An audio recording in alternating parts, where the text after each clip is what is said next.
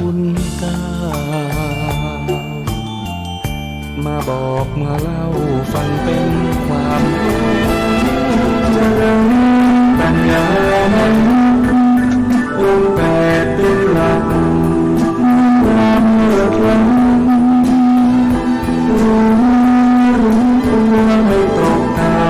ำฝึกจิตฝึกใจไม่ดื่มดำรู้นามแยกธาตุแยกขันธ์มองเห็นในไตรลักษณ์ว่าไม่เพียงสภาพแปรผัน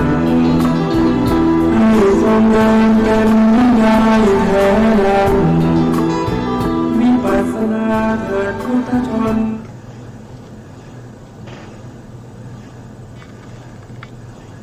พุทธังสรณังคัจฉามิธัมมังสรณังคัจฉามิสังฆังสรณังคัจฉามิกราบนมัสการพระมหาเถระพระสังฆาธิการพระเถรานุเถระสวัสดีท่านผู้ฟังและผู้ชมทุกท่านที่ติดตามในรายการพระไตรปิฎกลอยฟ้าครั้งนี้เป็นครั้งที่40ในเรื่องของสติปัฏฐานกายานุปัสสนาอานาปานปภะซึ่งเป็นธรรมหมวดที่1นะครับในสติปัฏฐานกายานุปัสสนาธรรมหมวดนี้นะครับที่พระพุทธองค์แสดงเนี่ยก็จะมีอยู่ทั้งหมด4จตุกะด้วยกันถ้าเราไปดูในพระไตรปิฎกนะครับในมัชฌิมนิกายอุปริปันธาสถ้าจำไม่ผิดอยู่ในเล่มที่22นะเล่มที่22จะมีเรื่องของอานาปานสติเราเคยนำมาศึกษาร่วมกับท่านผู้ฟังและผู้ชมไปแล้วครั้งหนึ่งนะจตุกะที่1ก็เป็นเกี่ยวกับเรื่องของกายานุปัสสนาสติปัฏฐานซึ่งพระพุทธองค์ได้แสดงไว้ว่า ภิกษุทั้งหลาย ภิกษุในศาสนานี้ไปสู่ป่าก็ดีโคนไม้ก็ดีเรือนว่างก็ดีนั่งคูบัลลังก์ตั้งกายตรงดำรงสติเฉพาะหน้า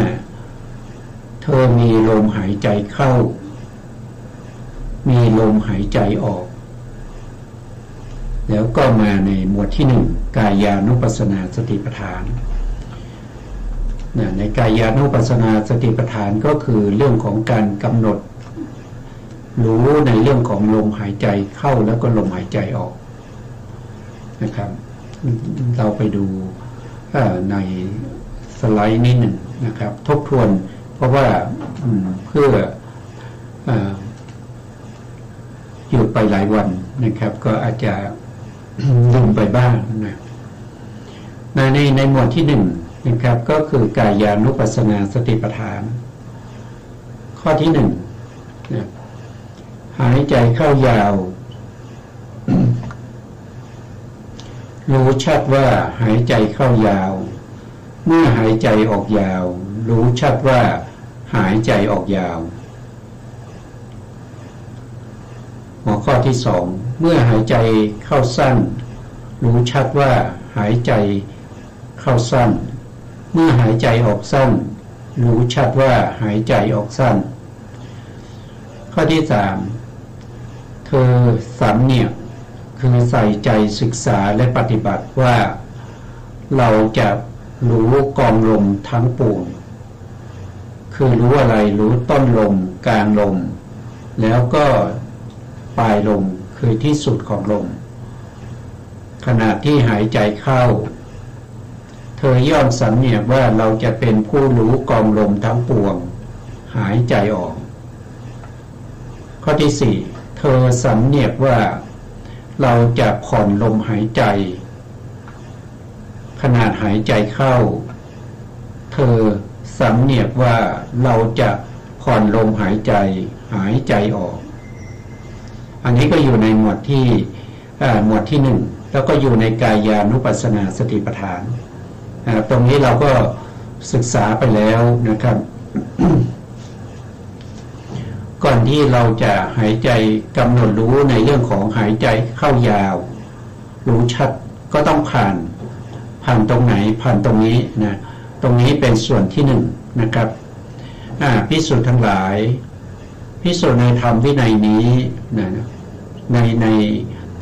พระศาสนานี้นะสู่ป่าก็ดีสู่คนไม้ก็ดีเรือนบ้านก็ดีนั่งคูบัลลังก์ตั้งกายตรงดำรงสติไว้เฉพาะหน้าเธอมีสติหายใจเข้ามีสติหายใจออกแล้วก็เวลาหายใจเข้าก็ให้นับลมหายใจนะเขาเรียกว่าเป็นคณนานัยกำหนดลมหายใจเข้าเมื่อรู้ลมหายใจเข้าเอาสติไปตั้งไว้ที่ลมหายใจกระทบกับกายประสาทหน้าปลายจมูกหรือโพรงจมูกหรือริมฝีปากก็แล้วแต่ที่ปรากฏชัดเจนก็ให้กำหนดรู้ตรงนั้นแล้วก็นับไปด้วยนะลมหายใจเข้าก็นับ1ลมหายใจออกก็นับ2ลมหายใจเข้าก็นับ3ลมหายใจออกก็นับ4ลมหายใจเข้าก็นับ5ไม่ต้องรีบร้อนใจเย็นๆให้รู้ลมกระทบนะอย่าส่งจิตไปที่อื่นให้กำหนดอยู่ที่ลมกระทบเท่านั้นนะครับแล้วก็นับไปแล้วก็หมวดที่2นะหมวดที่2ก็คือนับ1ถึง6นะพอหมวดที่1เนี่ยลมหายใจเข้าก็นับ5ใช่ไหมพอจะขึ้นหมวดที่2เนี่ยก็จะเป็นลมหายใจออกลมหายใจออกก็นับ1นะลมหายใจเข้าก็นับ2ลมหายใจออกก็นับ3ลมหายใจเข้าก็นับ4ลมหายใจออกก็นับ5ลมข้ามลำดับการอย่าเผลอนะต้องนับให้ถูกต้องนะนี่เรารู้อยู่แล้วนะจุดที่เรานับเราเรียกว่าเป็นขนานานะคณนานัยนะมีอยู่2อย่างก็คือนับช้าๆเรียกว่าเป็นนับแบบคนตวงเข้าเปลือกนะนับอย่างเร็วๆก็คือขึ้นอยู่กับลมหายใจนะถ้าลมหายใจเร็วขึ้นก็นับเร็วตามลมก็เรียกว่าเป็นนับแบบคนเลี้ยงขู่หลังจากนั้นที่เรานับจนได้จนลมหายใจนี้มันละเอียดนะลมหายใจมันละเอียดขึ้นแล้วก็ไม่มีการหลงแล้วก็นับถูกต้องนะครับเชี่ยวชาญในการนับจะประสานกับลมกระทบที่ปลายจมูกนะครับจุดใดจุดหนึ่งที่ปรากฏชัดเจนนั้นไม่ผิดพลาดไม่หลงไม่นับขาดไม่นับเกินดำเนินไปด้วยความราบเรียบดำเนินไปด้วยความชำนาญนะครับจนถึงระดับหนึ่งเราก็จะทิ้งลมหายใจไม่ใช่ถ้าเราก็หยุดนับนะเราก็จะหยุดนับนะหยุดนับแล้วก็กำหนดรู้เฉพาะว่าลมหายใจเข้าก็รู้นะครับมีสติไปตั้งอยู่ณจุดที่ลมกระทบก็รู้นะครับแล้วก็ลมออกก็รู้ก็ดูลมหายใจไปอย่างนี้สักพักหนึ่งถ้ามันยังเป็นไปด้วยดีนะครับเป็นไปด้วยไม่หลงไม่เผลอแล้วก็ไม่นับขาดไม่นับเกินเป็นไปอย่างดีนะครับก็แสดงว่าการไม่นับนะการที่เราละการนับแล้วก็มากำหนดรู้อยู่ที่ลมหายใจนั้นได้อย่างเชี่ยวชาญแล้วเมื่อเราเชี่ยวชาญในลักษณะนี้ลมหายใจก็จะละเอียดนะครับลมหายใจก็จะละเอียดไปบางครั้งถึงกับลมหายใจหายไป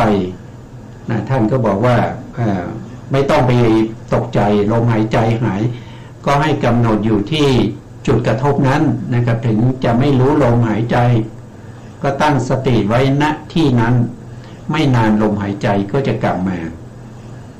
เมื่อลมหายใจกลับมาปัญญาก็จะมีปัญญาก็สามารถที่จะรู้ได้ถึงว่าลมหายใจเข้ายาวก็จะมาถึงตรงนี้กว่าจะถึงข้อที่หนึ่งในหมวดในจตุกะที่หนึ่งเนี่ยในข้อที่หนึ่งเนี่ยไม่ใช่อยู่ๆเราไปกำหนดรู้ลมหายใจเข้ายาวเลยนะมันต้องผ่านขั้นตอนที่เป็นคณนาในนะครับแล้วก็อนุพัน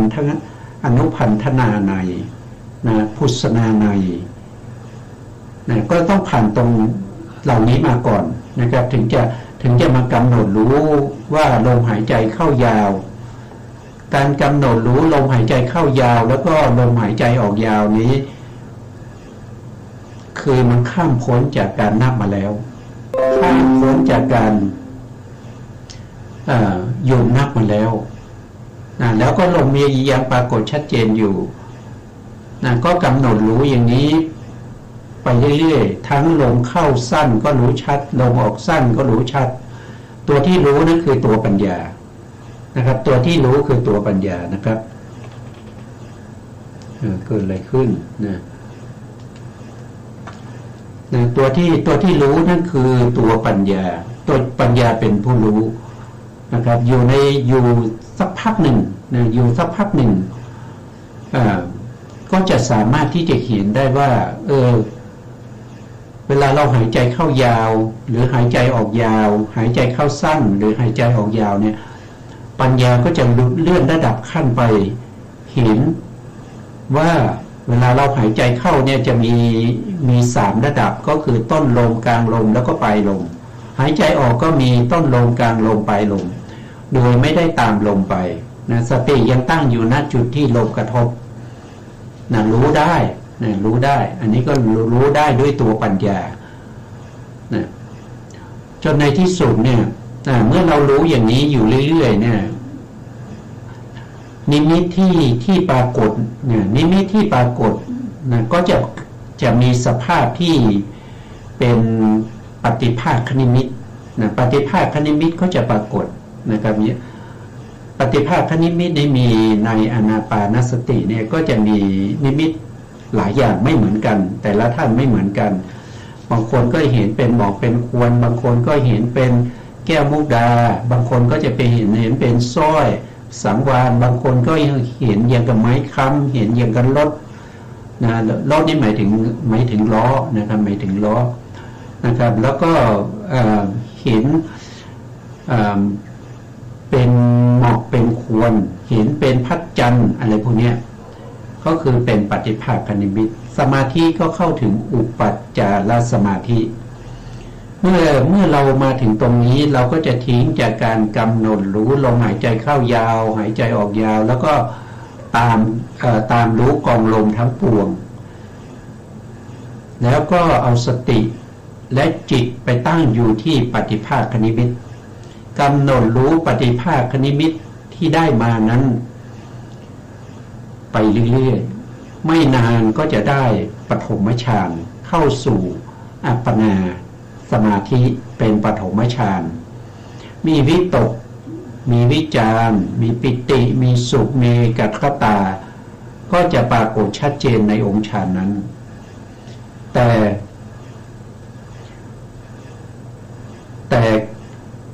ตัวที่รู้อารมณ์ตั้งมั่นอยู่ในอารมณ์ที่เป็นปฏิภาคนิมิตไม่ว่าจะเป็นสติสมาธิวิริยะปัญญาและสัมปยุตธรรมทั้งหลายจะตั้งมั่นอยู่ในปฏิภาคนิมิต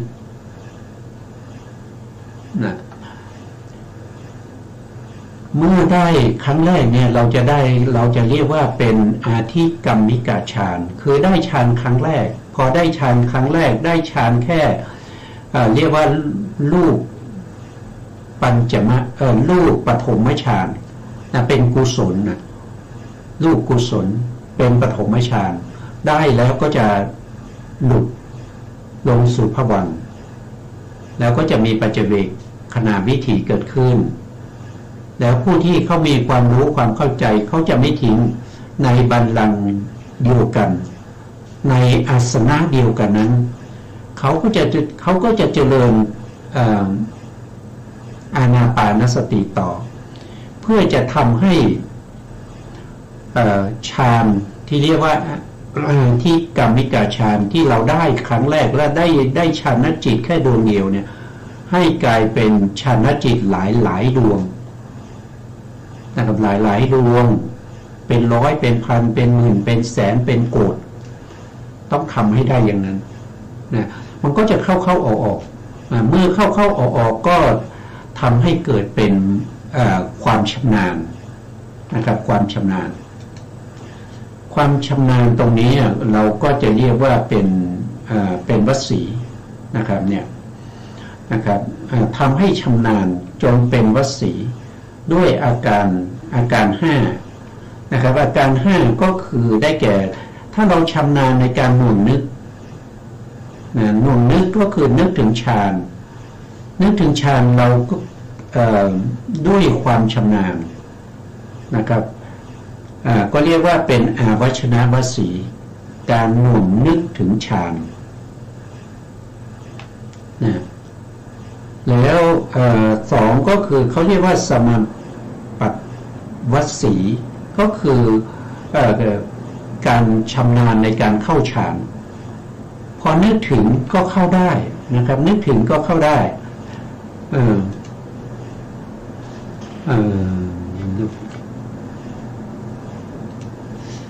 พอนึกถึงก็เข้าได้เลยนะครับไม่รีรอเพราะมีความชำนาญนะครับก็เข้าฌานได้ทันทีนะสามก็คือเขาเรียกว่าอาทิฐานวสีก็คือชำนาญอยู่ในฌานนั้นจะอยู่กี่นาทีก็ได้นะครับจะอยู่ชั่วโมง2 ชั่วโมงหรือว่าครึ่งวันก็อยู่ได้นะออกมาตรงเวลานะสี่ก็คือเรียกว่าวุฒานวสีก็คือชำนาญในการออก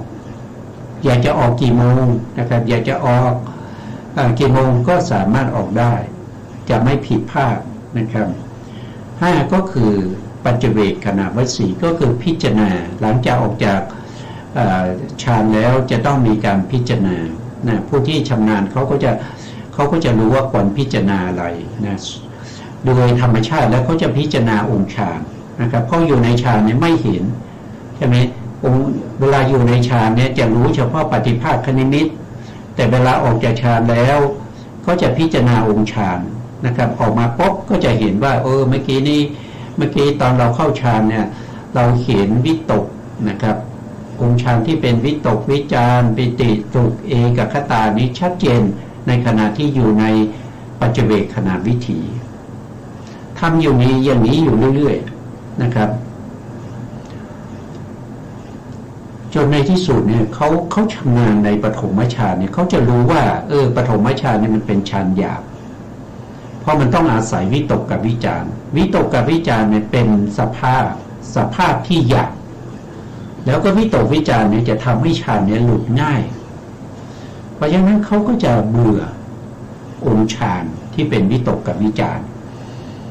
เขาก็พยายามที่จะละ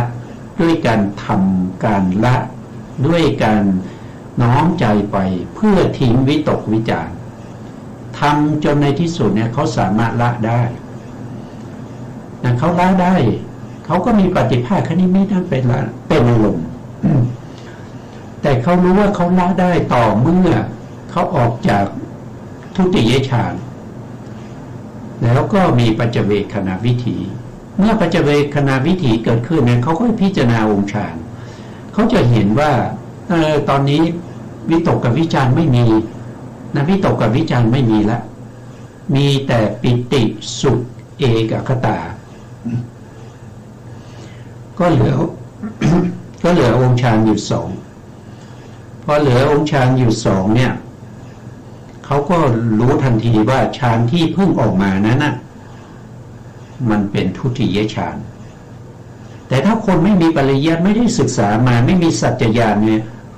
ไม่สามารถทำอย่างนี้ได้นะนอกจากมีครูบาอาจารย์ที่ใกล้ชิดคอยแนะน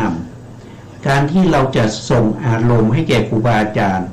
แล้วก็ครูบาอาจารย์จะแนะนำจะต้องสื่อกันได้อย่างดีเพราะครูบาอาจารย์เขาไม่รู้วาระจิตของคุณ ในขณะที่เข้าฌานหรือไม่ยังอยู่ที่อุปจารสมาธิหรือเข้าฌานเขาไม่รู้หรอกนั่งนิ่งเขาไม่รู้ว่าขณะนี้ได้ฌานอะไรเป็นยังไงเขาไม่รู้นะเพราะฉะนั้นจึงจำเป็นที่ต้องมีครูบาอาจารย์นะครับจำเป็นนะครับแล้วครูบาอาจารย์นั้นจะต้องเป็นผู้ที่รู้ด้วยนะครับไม่ใช่ไม่รู้นะต้องรู้นะครับต้องมีปริยัติด้วยนะครับปริยัติมาจากไหนก็คือมาจากคำสั่งสอนของพระพุทธเจ้าถ้าไม่มีคำสั่งสอนของพระพุทธเจ้าจะไม่รู้สิ่งเหล่านี้นะครับทำไปนะครับก็ไม่รู้เพราะฉะนั้นไม่รู้ก็ไม่สามารถทำได้อย่างนี้นะครับเมื่อคือก็มาต่อนะครับเมื่อรู้ว่าตอนนี้องค์ฌานเหลือ3ยังมีองค์ฌานที่เป็นปิติเป็นสุขแล้วก็เอกคตาแสดงว่าได้ฌานที่2ได้ทุติยฌานถ้าเขาทำจนชำนาญเกิดวสีในทุติยฌานอีกเนี่ยเขาจะรู้ทันทีว่าทุติยฌานนี่มันยังหยาบอยู่นะมันยังมีฌานที่ละเอียดขึ้นไปมันยังมีฌานที่ละเอียดขึ้นไปเพราะฉะนั้นก็จะทำฌานที่ละเอียดขึ้นไป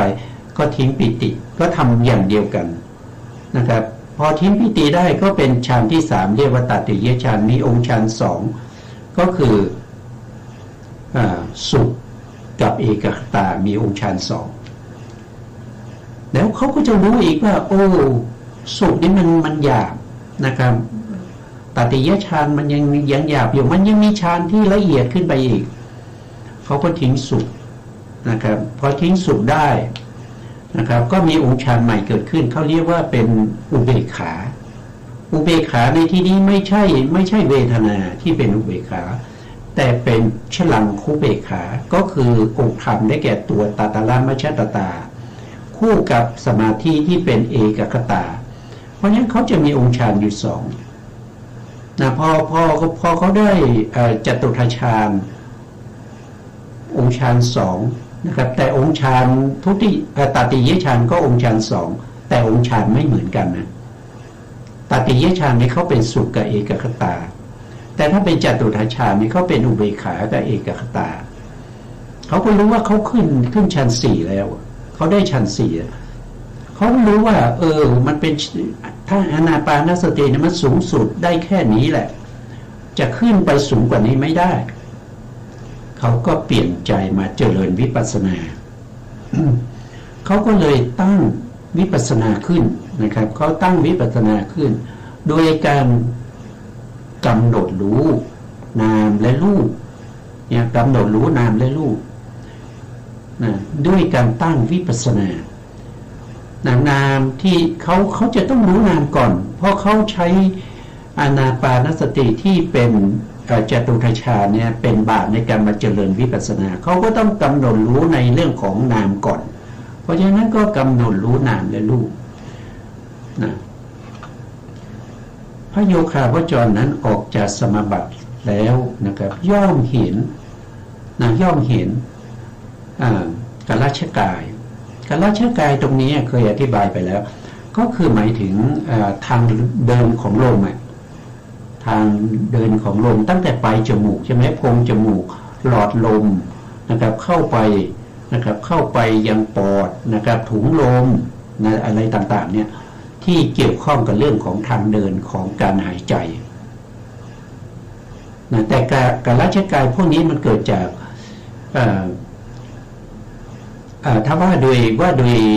ยรูปเนี่ยก็สืบต่อมาจากเขาเรียกว่าเป็นกัลชกายเนี่ยเดิมเนี่ยมาจากอสุจิพ่อกับเลือดแม่นะครับแต่จริงแล้วมีอย่างนี้ก็ตามนะครับถึงมีอสุจิมีเลือดแม่แต่ถ้าไม่มีกรรมถ้าไม่มีกรรมเนี่ยก็เป็นอยู่ไม่ได้ถ้าไม่มีกรรมก็ไม่มีปฏิสนธิวิญญาณจิตมาเกิดปฏิสนธิวิญญาณจิตซึ่งเป็นผลของกรรมเนี่ยนะครับจะมาปฏิสนธินะครับในท้องในครรภ์ของมารดาแล้วก็สืบต่อมาจนได้กายนะครับกายที่เป็นหลอดลม เป็นหลอดลมในการหายใจเข้าแล้วก็หายใจออกนะครับและจิตนะเขาก็ในจิตเป็นแดนเกิดแห่งลมหายใจเข้าและลมหายใจออกนะเปรียบเสมือนกับว่าอาศัยหลอดลมอาศัยหลอดแห่งสูบของในช่างทองนั่นก็คือกระบอกสูบที่เข้ามาอัดลมเพื่อที่จะเพิ่มอุณหภูมิของไฟที่จะไปหลอมทองเขาก็มาสูบเอาลมนั้นไปเป่าไฟนั้นนะครับด้วยความพยายามอันเหมาะสมของหลอดสูบของบุรุษลมนั้นก็จะสัญจรไปในกระบอกสูบนั้นได้นะครับก็ทำให้อุณหภูมิสูงขึ้นเขาก็หลอมทองได้นะครับฉะนั้นเหมือนกันนะครับก็คือลมหายใจเข้าและลมหายใจออกของผู้ปฏิบัติก็เช่นเดียวกันอาศัยตัวจิตนะครับแล้วก็กราชกายหรือหลอดลมเนี่ยเราก็เรียกว่าคล้ายๆกับลูกสูบนั่นเองนะครับ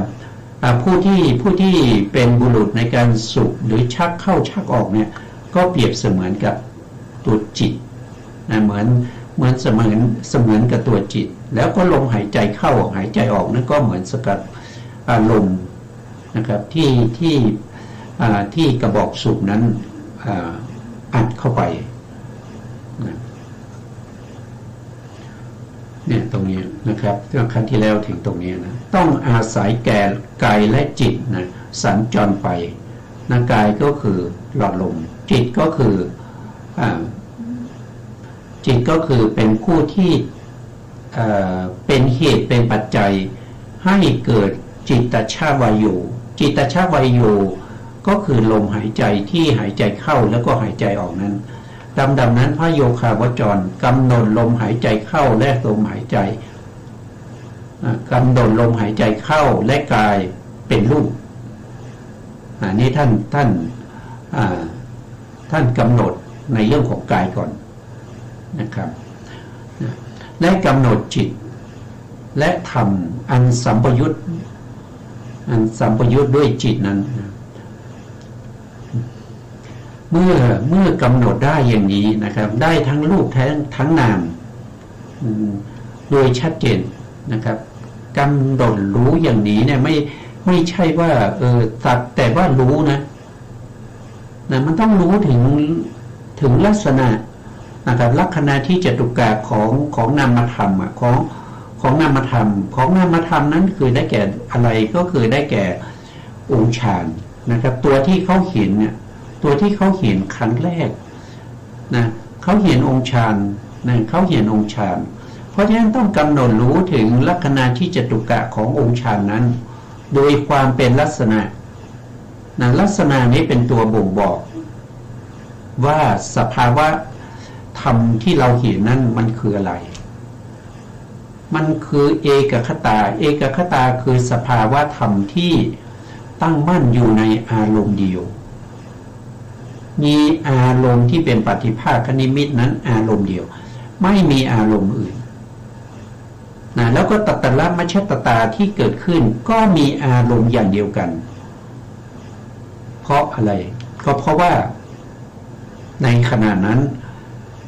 เป็นสัมปยุตธรรมเพราะฉะนั้นสภาวะของสัมปยุตธรรมเนี่ยก็คือสภาพที่อาศัยวัตถุเดียวกันเกิดขึ้นนะจะแยกวัตถุกันไม่ได้คนตัตตละมัชฌตาจะไปอาศัยวัตถุอื่นแล้วก็อุเบกขาไม่ใช่เอกคตาจะไปอาศัยวัตถุอีกอันหนึ่งอย่างนี้ไม่ได้แล้วก็สัมปยุตตจิตที่เกิดพร้อมกันนั้นจะต้องอาศัยวัตถุเดียวกันเกิดขึ้นนะไปอาศัยอย่างอื่นไม่ได้นะครับเพราะเป็นสัมปยุตตธรรมแล้วก็เวลารู้อารมณ์ต้องรู้อารมณ์เดียวกันนะครับจะแยกไปรู้อารมณ์อื่นไม่ได้เพราะนั้นรู้ปฏิภาคนิมิตเหมือนกันแล้วก็รู้อารมณ์เดียวกันนะครับอาศัยวัตถุเดียวกันเกิดขึ้นรู้อารมณ์เดียวกันมีอารมณ์เดียวกันนะครับอะไรมีอยู่สี่อย่างนะครับ อาศัยวัตถุเดียวกันนะครับรู้อารมณ์เดียวกันแล้วก็ ดับพร้อมกันนะมีดับพร้อมกันด้วยนะครับเกิดขึ้นเกิดพร้อมกันตัว ได้ละหนึ่งคืออาศัยวัตถุเดียวกันนะครับสองคือเกิดพร้อมกันสามคือรู้อารมณ์เดียวกัน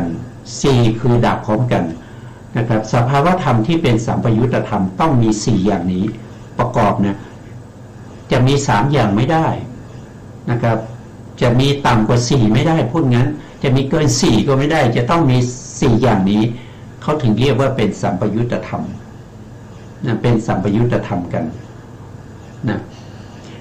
เพราะฉะนั้นเนี่ยเมื่อเรารู้สภาวะของนามธรรมเหล่านี้โดยลักษณะเราก็แยกได้ว่าอันนี้คือตัตระมัชฌัตตาอันนี้คือเอกคตานะอันนี้คือสภาวะของจิตนะที่เป็นฌานจิตนะเป็นจตุทัชฌานหรือในอภิธรรมก็เป็นปัญจมฌานนะสิ่งพวกนี้เป็นนามธรรมนะสิ่งพวกนี้เป็นนามธรรมแต่เวลาสิ่งพวกนี้เกิดขึ้นเนี่ยก็ทำให้เกิดการหายใจใช่ไหมแต่จริงๆครั้งที่แล้วได้พูดไปเกี่ยวกับเรื่องของจตุทัชฌานเนี่ยจตุทัชฌานเนี่ยมันจะไม่มีลมหายใจนะครับแต่ถามว่าจิตพวกนี้มันเกิดขึ้นเนี่ยมันก็มีจิตตชรูปอ่ะมันมีจิตตชรูปนะครับจิตตชรูปที่เขาเรียกว่าเป็นสภาพที่เกิดขึ้นนะครับเป็นจิตตชรูปนะครับที่ถึงแม้ว่าในที่นี้ถ้าอธิบายอย่างนี้จะเข้าใจยากนะครับแต่ถ้าเป็นฌานที่สามเนี่ยที่เรียกว่าตาติยฌานเนี่ยเขามีลมหายใจนะลมหายใจนั้นเกิดจากจิตนะครับลมหายใจนั้นเกิดจากจิตเมื่อลมหายใจนั้นเกิดจากจิตเนี่ยก็สามารถที่จะรู้ได้ทั้งส่วนที่เป็นนามธรรมก็คือองค์ฌานแล้วก็ตัวจิตส่วนที่เป็นรูปธรรมก็คือหลอดลมกับลมหายใจเนี่ยก็ได้นามกับรูปมานะครับได้นามกับรูปมาได้นามและรูปมาแต่ถ้าเป็นปัญจมฌานเนี่ยปัญจมฌานเนี่ยก็มีอารมณ์ที่เป็นปฏิภาคนิมิตนะครับอันนี้รายละเอียดนี้เราเอาเว้นไว้ก่อนนะครับต้องไปหาข้อมูลมาอีกทีนะครับถ้าได้ข้อมูลจะเขาติดไว้ก่อนไปหาข้อมูลก่อนนะทีนี้เมื่อเราเห็นทั้งรูปและทั้งนามแล้วเนี่ยนั่นแสดงว่าเราสามารถที่จะรู้รูปรู้นามสามารถแยกรูปแยกนามได้รู้ลักษณะของรูปนามเราก็ทำให้เกิดความชำนาญเป็นวสีเมื่อเราทำให้เกิดความชำนาญจนเป็นวสีแล้วเนี่ยรูปนามนั้นจะปรากฏชัดเจนแก่จิตใจเมื่อเราตั้งวิปัสสนาปุ๊บเราจะเห็นรูปนามเห็นสภาวธรรมทั้งหลายนะด้วยรูปด้วยนามเห็นทางไหนเห็นทางใจนะครับไม่ใช่เห็นด้วยตารู้ทันทีว่าอันนี้คือนามธรรมแล้วก็สามารถแยกนามธรรมลงไปได้ว่าอันนี้ก็คือตติยฌานแล้วในตติยฌานที่ประกอบด้วยสัมปยุตธรรมก็จะมีองค์ฌานประกอบนะองค์ฌานแต่ละตัวก็มีสภาวะของเขาก็สามารถแยกนามธรรมได้ทีนี้ในส่วนที่เป็นรูปนะครับในส่วนที่เป็นรูปเขาก็แยกรูปได้นะเขาแยกรูปได้ว่าสภาวะของลมหายใจเนี่ยนะสภาวะของลมหายใจที่กระทบกับปลายประสาทปลายจมูกนะครับกระทบกับกายประสาทอันนั้นมันเป็นวายโยธานะเป็นวายโยธาคือพูดง่ายๆก็คือวายโยธาเนี่ยมีกำลังวายโยธาเนี่ยมีจำนวนมากแต่ในวายโยธาเนี่ยเขาแยกได้อีกว่าในวายโยธาเนี่ยไม่ใช่เฉพาะจะมีแต่ธาตุลมนะครับเขาจะมีทั้งที่เป็นมหาพุทธรูปนะครับมีทั้งปัทวีมีทั้งอาโปแล้วก็มีทั้งเตโชแต่ตัวที่เป็นหลัก นะครับ ก็เรียกว่าเป็นวายโยเป็นพระเอกนะครับ ปรากฏชัดเจนนอกจากนี้ยังมีเรื่องของสีนะครับวรรณะยังมีเรื่องของกลิ่นนะครับคันธารมนะครับมีกลิ่นแล้วก็มีรสด้วยนะมีโผฏฐัพพะด้วยคือการกระทบนะแล้วก็มีอาหารนะอาหารก็คือโอชาอันนี้เขาเรียกว่าเป็นอวินิโภครูป8นะที่เกิดขึ้นที่ไปกระทบกับกายประสาท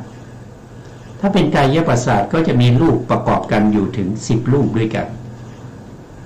มีอวินิโภครูป8บวกกับกามชรูป1กามชรูปตรงนี้คือกายะนะเป็นกรรมเป็นสภาพความใสของมหาพุทธรูปที่เกิดจากกรรมสามารถกระทบกับโพธพารมได้นะเขาจะรู้อย่างนี้นะไม่ใช่ว่ารู้ก็รู้ถ้ารู้อย่างนั้นเขาไม่เรียกว่าเป็นนามรูปปริเฉทญาณนะครับต้องรู้ชัดด้วยนะต้องรู้ชัดประจักษ์แจ้งประจักษ์ตักในจิตของเราพอเรากระทบปุ๊บลมหายใจมากระทบปุ๊บก็รู้ทันทีแยกได้เลยว่าอันนี้คือจิตอันนี้คือนามคืออะไรประกอบด้วยมีกี่อย่างนะครับรูปมีกี่อย่างเมื่อมีความชำนาญอย่างนั้นนะครับมีความชำนาญอย่างนั้นนะพอมีความชำนาญอย่างนั้นนะครับเราก็มาต่อและกำหนดจิตและธรรมอันสัมปยุตกับจิตนะทำสัมปยุตกับจิตนั่นก็คือเจตสิกนะครับเจตสิกกับจิตเนี่ยเขาเกิดพร้อมกันนะครับก็เป็นสัมปยุตธรรมสัมปยุตธรรมก็บอกไปแล้วว่าจะต้องเกิดพร้อมกันนะแล้วก็อาศัยวัตถุเดียวกันเกิดขึ้นหรือว่าอารมณ์เดียวกันแล้วก็ดับพร้อมกันต้องมี4อย่างนะต้องมี4อย่างนะครับว่าอันนี้มันเป็นนามนะครับในนี้เป็นความสังเขปก็คือท่านพูดโดยย่อๆที่ท่านอธิบายมาเนี่ยท่านพูดโดยย่อๆนะในการกำหนดรู้นามและรูปจะท่านบอกว่าจะแจ้งข้างหน้าก็คือต่อไปจะมีอธิบายอีกนะครับเมื่อเรารู้ชัดอย่างนี้แล้วเนี่ยนะครับต่อไปเนี่ยเขาก็จะธรรมชาติของวิปัสสนาที่เราปฏิบัติเนี่ยเมื่อรู้นามรูปชัดเจนแล้วเนี่ยเขาจะเริ่มมีการสืบค้นหาว่ามันมาจากไหนนามและรูปพวกนี้มันมาจากไหนนะครับครั้งกำหนดนามและรูปอย่างนี้แล้วนะครับจึงแสวงหาปัจจัยของนามและรูปเนี่ยเขาจะเบียดแสวงหาปัจจัยละมันเป็นโดยธรรมชาติขอให้ได้ตรงนี้มันจะพาเราไปนะครับมันจะพาเราไปแต่การที่จะได้ตรงนี้เนี่ยต้องเป็นผู้ที่ใช้ความพยายามนะใส่ใจมีทั้งความรู้ความเข้าใจในปริยัติรู้ทั้งวิธีการปฏิบัติมีครูบาอาจารย์คอยแนะนำนะครูบาอาจารย์ของเราตอนนี้ก็ที่เราเห็นอยู่นะครับก็คือคัมภีร์วิสุทธิมรรคนี่แหละนี่เขาเป็นอาจารย์นะครับเราเป็นผู้ศึกษานะเราเป็นผู้ศึกษาเราเป็นนักศึกษานะอาจารย์ของเราก็คือคัมภีร์วิสุทธิมรรคนะครับแล้วก็พระไตรปิฎกอัตถกถานะครับที่เรานำมาประกอบในการศึกษาทั้งหมดก็คือเป็นอาจารย์ของเรานะเพราะฉะนั้นเขาก็แสวงหาปัจจัยนะครับปัจจัยของนามและรูปนะเมื่อแสวงหาปัจจัยของนามและรูปนั้นนะครับปาโลกความเพียรเป็นไปแห่งนามและรูปข้ามพ้นความสงสัยในการทั้งสามนะความสงสัยในการทั้งสามนะปกติทั่วไปเนี่ยส่วนมากก็จะมีความสงสัยนะครับความสงสัยในเรื่องของสงสัยว่ายังไงนะครับผมก็เตรียมตรงนี้ไว้แล้วนะ นะสงสัยว่ายังไงนะมีอยู่ทั้งหมด16อย่างนะความสงสัยนะในพระสูตรนะความสงสัย16อย่างในพระสูตรนะคือถ้าเรายังเราได้นามรูปปฏิเฉทญาณแล้วเราก็สืบค้นแสวงหาซึ่งปัจจัยของรูปนามเมื่อเราแสวงหาปัจจัยของรูปนามจนเห็นปัจจัยของรูปนามได้ชัดเจนนะครับชัดเจนประจักษ์แจ้งเมื่อนั้นเราก็จะละความสงสัย16ประการนี้ได้นะ16ประการ16ประการก็จะมีความสงสัยในเรื่องของขันธ์5ส่วนที่เป็นอดีตก็คือขันธ์5ที่เราเคยมีมาแล้วในภพก่อนคือในภพก่อนนี้เราเคยเกิดมาแล้วนะครับแล้วเราก็มีขันธ์5นะเราก็มีขันธ์5อย่างนี้แหละเหมือนปัจจุบันนี้แหละนะเหมือนกับเราเป็นบุคคลคนนี้แต่ในอดีตชาติเราก็มีมาอย่างนี้นะครับเราก็เคยมีมาแล้วนะพอมาชาตินี้เราก็มีอีกนะอนาคตนะครับและความสงสัยในขันธ์5ที่เกี่ยวกับอนาคตนะอนาคตก็คือที่เราจะมีในภพหน้าคือเราจะไปเกิดในภพหน้าเนี่ยเราสามารถที่จะละความสงสัยเหล่านั้นว่ายังไงเดี๋ยวจะมีต่อนะครับแล้วก็ความสงสัยในปัจจุบันมีอยู่6อย่างนะครับรวมกันก็จะเป็นอยู่16อย่างนะมีความสงสัยในอดีต5สงสัยในอนาคต5แล้วก็ปัจจุบันนี้สงสัยอยู่6อย่างนะครับมีอะไรบ้างก็มาดูตรงนี้นะเราก็จะข้ามบาลีไปนะครับอันนี้ก็คือสงสัยขันธ์5ในอดีตสงสัยว่ายังไงนะครับท่านก็บอกว่าเราเคยเกิดมาแล้วในอดีตจริงหรือหนอสงสัยว่าในอดีตเราเคยเกิดหรือเปล่านะครับเราเคยเกิดหรือไม่เนี่ยความสงสัยนะครับความสงสัยเราละได้ต่อเมื่อเราได้ปัจจยปริฆหายานนะครับตอนนี้เรายังสงสัยอยู่ว่าภพที่แล้วเรามีหรือนะภพที่แล้วเราเคยเกิดมาแล้วหรือนะครับต่อไปข้อที่2นะครับก็จะสงสัยว่าเราไม่เคยเกิดมาแล้วในอดีตจริงหรือ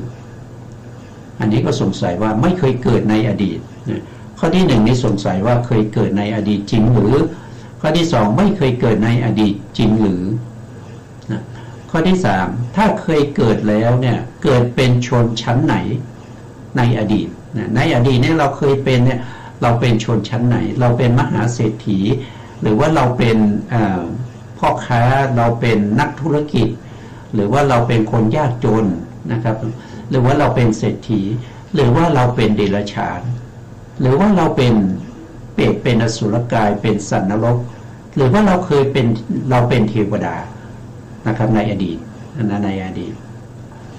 ต่อไปข้อที่4เรามีรูปร่างสันฐานอย่างไรถ้าเราเคยเกิดมาแล้วเนี่ยในอดีตเนี่ยเรามีรูปร่างหน้าตาเป็นอย่างไรนะเป็นอย่างไรนะครับถ้าเราเกิดเป็นสงสัยว่าเราเกิดเป็นอะไรเกิดเป็นมนุษย์แล้วเรามีหน้าตาเป็นยังไงนะครับสูงไหมหรือว่าต่ำหรือว่าดำหรือขาวนะสงสัยหล่อไหมสวยหรือเปล่านะครับหน้าตาสวยอย่างภพนี้ไหมนะครับหรือว่าสวยกว่าภพนี้นะครับอันนี้ก็ความสงสัยนะครับสงสัยว่ารูปร่างสันฐานเป็นอย่างไรหรือว่าจะมีขนเต็มตัวนะครับ มีผมเต็มตัวนะครับนั่นก็เดรัจฉานนะเป็นเดรัจฉานเป็นเปรตเป็นอสุรกายเป็นเทวดาก็แล้วแต่รูปร่างเป็นยังไงนะข้อที่5ก็สงสัยว่าเราเคยเกิดเป็นอะไรมาแล้วนะเคยเกิดเป็นอะไรมาแล้วนะเคยเกิดเป็นเปรตอสุรกายสัตว์นรกนะครับเดรัจฉานเป็นนกเป็นกาเป็นหมูเป็นไก่นะครับเกิดเป็นเทวดาเกิดเป็นมนุษย์เป็นมหาเศรษฐีนะเป็นพระราชานะครับหรือว่าจะเป็นคนยากจน สงสัยนะอันนี้คือความสงสัยที่เกี่ยวกับเรื่องของอดีตละได้ต่อเมื่อเราได้ปัจจยปริฆหญาณนะครับญาณที่สองในวิปัสสนาญาณญาณที่หนึ่งคือนามรูปปริเฉทญาณรู้แจ้งชัดในเรื่องของนามและรูปไม่มีความสงสัยในนามและรูปนี่คือนามรูปปริเฉทญาณแล้วก็มาแสวงหาซึ่งปัจจัยที่ทำให้เกิดนามรูปเมื่อได้ปัจจัยที่ทำให้เกิดนามรูปก็สามารถที่จะละความสงสัยในอดีตได้ต่อไปก็คือความสงสัยในอนาคตก็มีอยู่5เหมือนกันเราจะเกิดในการข้างหน้าหรือหนอก็คือหมายถึงว่าเราตายจากภพนี้แล้วเนี่ยเราจะไปเกิดข้างหน้าอีกหรือเปล่านะภพหน้ามีจริงไหมนะภพหน้าจะเป็นอย่างไรนะครับมีจริงไหมนะสงสัยในส่วนที่เป็นอนาคตนะข้อที่2เราจะไม่เกิดในการข้างหน้าหรือหนอก็คือหมายถึงว่าในภพหน้าเราจะไม่ไปเกิดหรือนะก็สงสัยนะครับแต่ต้องไปเกิดอยู่ดีนะครับถ้ายังไม่ได้เป็นพระอรหันต์นะก็ต้องเกิดอยู่ดีนะครับแต่ปุถุชนมันก็สงสัยนะครับว่าจะไปเกิดหรือเปล่านะครับข้อที่3นะครับถ้าจะเกิดจะเป็นชนชั้นไหนในการข้างหน้าหนอถ้าไปเกิดในภพหน้าเนี่ยเราจะไปเกิดเป็นอะไรนะครับเกิดเป็นระดับพระราชาเกิดเป็นระดับพราหมณ์เกิดเป็นระดับของพ่อค้านะครับเป็นวิศวกรเป็นหมอเนี่ยหรือว่าไปเป็นอะไรก็ไม่รู้นะครับหรือว่าจะไปเกิดเป็นมนุษย์นะครับมนุษย์ก็คือสัตว์ที่ไม่ใช่มนุษย์มนุษย์ที่มีหลายอย่างนะเปรตอสุรกายเดรัจฉานสัตว์นรกเทวดาพรหมก็ได้นะครับอันนั้นคือมนุษย์นะคือไม่ใช่มนุษย์นะต่อไปข้อที่4นะครับก็คือเราจะมีรูปร่างสันฐานอย่างไรถ้าเราไปเกิดในภพหน้าเราจะมีรูปร่างสันฐานอย่างไรเป็นคนที่สูงไหมต่ำไหมนะครับอ้วนไหมผอมไหมดำไหมเข่าไหมหน้าตาดีไหม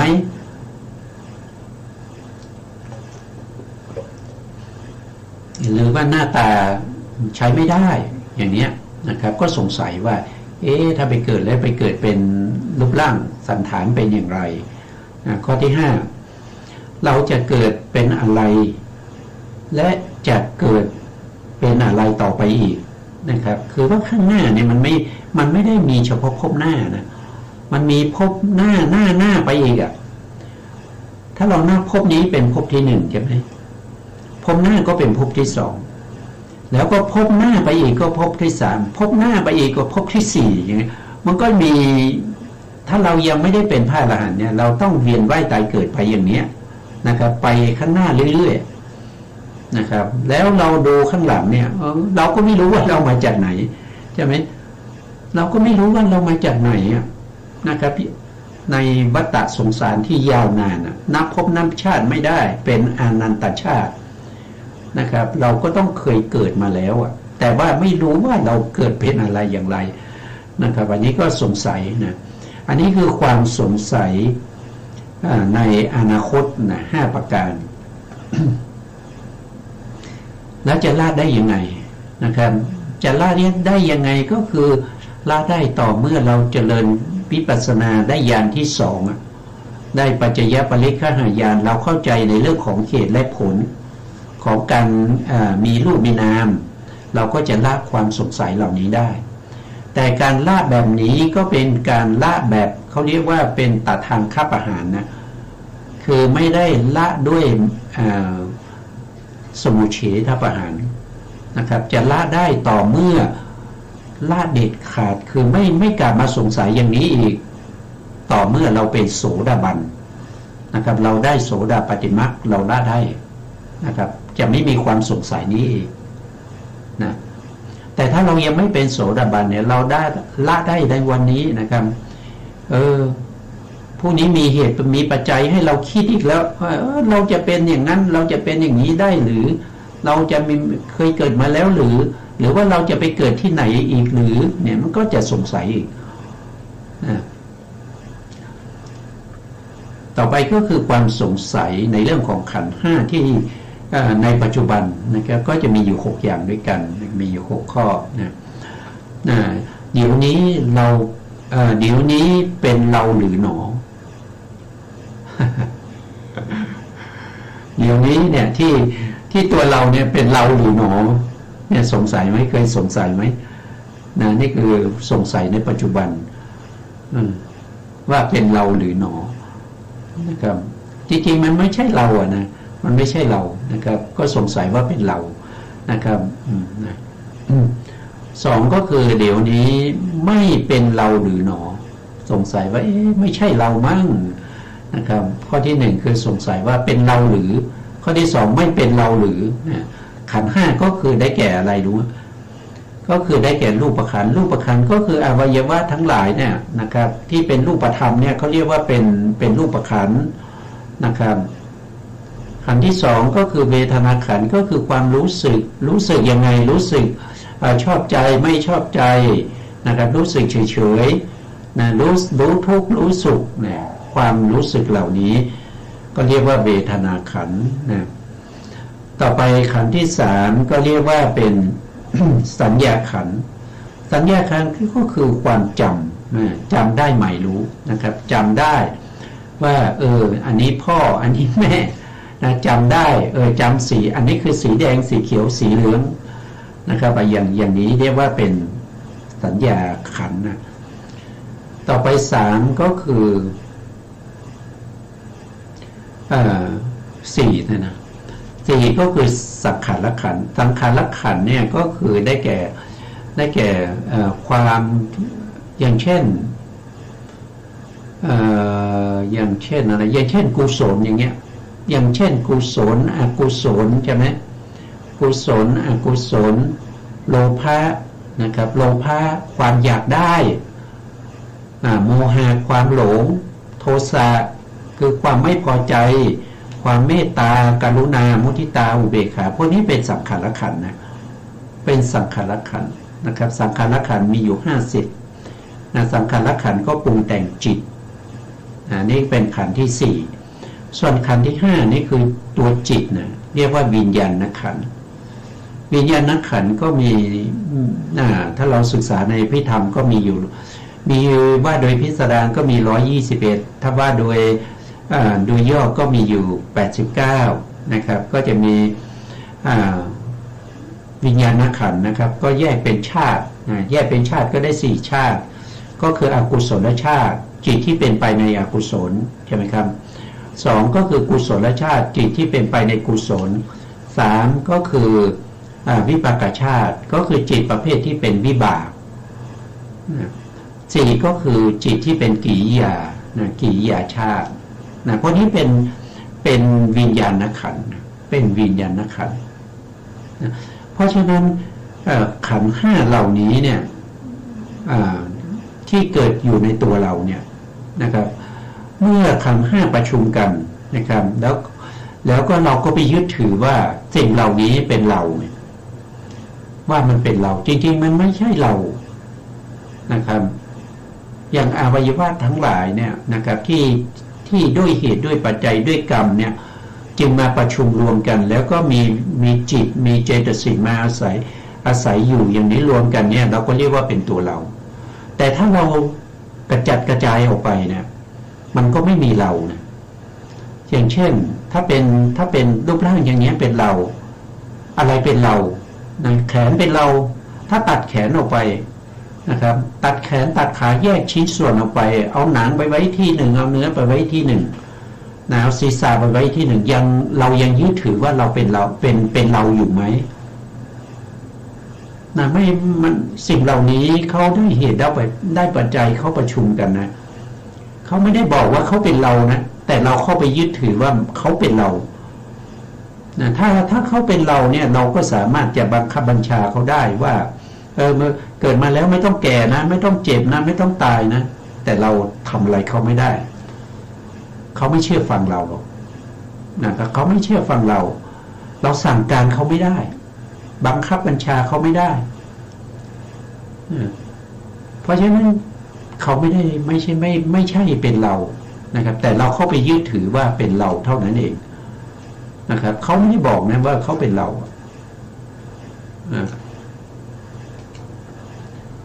เพราะฉะนั้นก็ให้รู้ตามความเป็นจริงนะครับสิ่งไหนเป็นยังไงก็ให้รู้อย่างนั้นนะครับอย่างนั้น การรู้ตามความเป็นจริงเท่านั้นนะครับที่จะนำเราไปสู่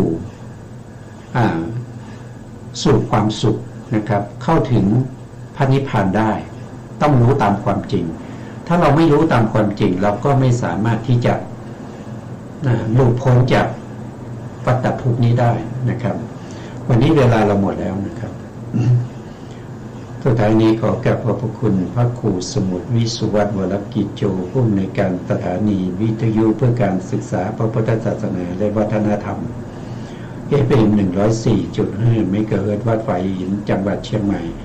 และขอกราบขอบคุณพระครูปริยัติยานุศาสตร์ขอบคุณท่านผู้ฟังและผู้ชมทุกท่านที่ติดตามในรายการพระไตรปิฎกลอยฟ้าพบกันใหม่ในโอกาสต่อไปครับวันนี้ลาไปก่อนครับสวัสดีครับ